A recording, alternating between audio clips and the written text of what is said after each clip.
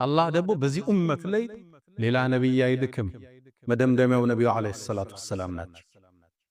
ታዲያኛ ሳውዲ ላይ ባጣናቸው ታላቁ ሙፍቲ አሊ ሼኽም ይሁን በሸኻችን ተቀዳሚ ሙፍቲ ሐጅ ዑመር ኢድሪስ ህልፈት አዝነናል።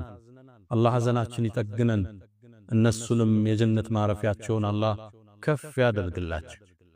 ታዲያ በዚህ የሰሞነኛ ክስተት የተወሰኑ ነጥቦችን ታዘብነ፣ ተማርንባቸው።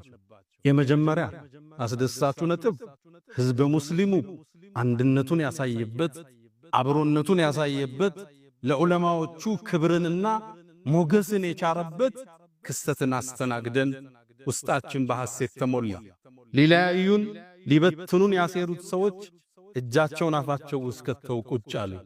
ሚዲያዎቻችን በአጠቃላይ ፌስቡኮቻችን፣ ቲክቶኮቻችን፣ ኢንስታግራሞቻችን በአጠቃላይ ስለ ዓሊሞቻችን ሞት ዘጋቢ ሆነ፣ ስለ እነሱ ክብር ገላጭ ሆነ።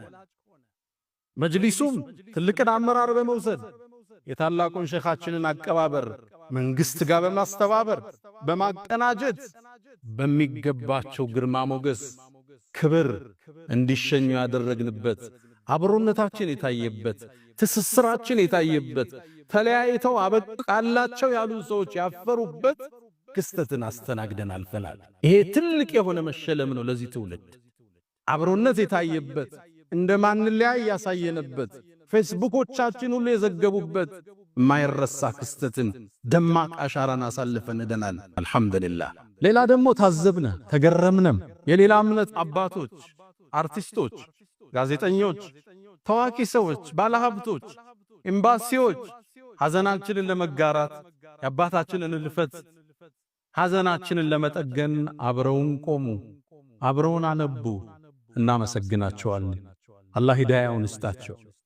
ሌሎችም ደግሞ በአግርሞት ታዘብነ ከዚህ ተጻራሪ ለመቆም የጣሩትን ሴራን ይዘው የመጡትንም ተመለከትናቸው። የኛ አንዳንድ ወጣቶች የሰሩትን ስህተት ተመልክተው እሷን አወፍረው እስልምና መሃል ሁለት ሰፍ እንዳለ ለማሳየት የቧጠጡ ሰዎች፣ መርዛቸው ሊረጡ ያሰቡን ሰዎችንም መንጥረን ታዘብናቸው። እስልምና ውስጥ መጥተው ፈትዋ ለመስጠት እገሌ ቡድን እንዲህ ነው እገሌ ቡድን እንዲህ ነው ብለው ሊያቧድኑን የሞክሩትንም ታዘብናቸው፣ ተመለከትናቸው። ምን ያሴሩልን እንደነበር በግልጽ በአደባባይ ተመለከትናቸው።